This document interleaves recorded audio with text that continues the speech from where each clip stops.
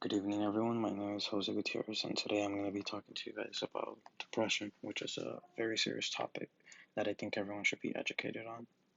So, first of all, what is depression? It's one of the most common psychological disorders, especially in the United States. It is one of the most familiar psychological disorders simply because of the fact that we all feel depression at one point or the other. Um, so, you might feel feelings of sadness, feelings of futility, and loss of energy, even. Now the problem becomes when you feel these feelings for a long period of time, and when debilitate you in your everyday life. When you have those feelings like that, then you might be diagnosed with major depressive disorder, which is MDD. That is the main type of depression that we're going to be talking about today. So some of the symptoms for MDD.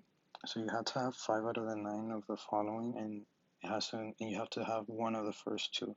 So depressed mood, inability to feel pressure, change in weight or appetite, sleep problems, psychomotor change, fatigue or loss of energy, feelings of worthiness or guilt, and poor concentration or indecisiveness. It's important to know that all of these things are things that anyone can feel at any moment, which is why to have major depressive disorder, you have to feel a lot of these, and for a long period of time. So depression in the United States, like I mentioned, is something very serious, which is why I want to educate people on it for this presentation.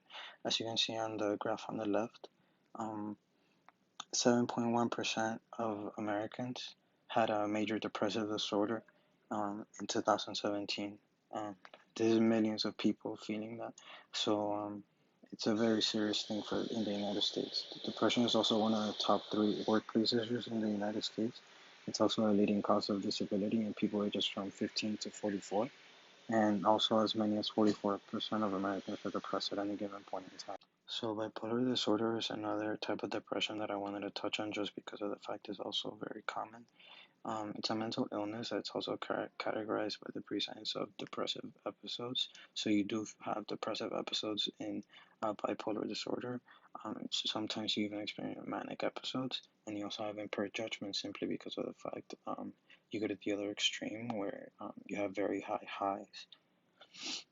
So my goal of this presentation is to inform people on depression, and also to inform people on what can you do if you or someone that you know feels depression. So you can text home to 741-741 to chat with a crisis counselor, and fully take your journey through there.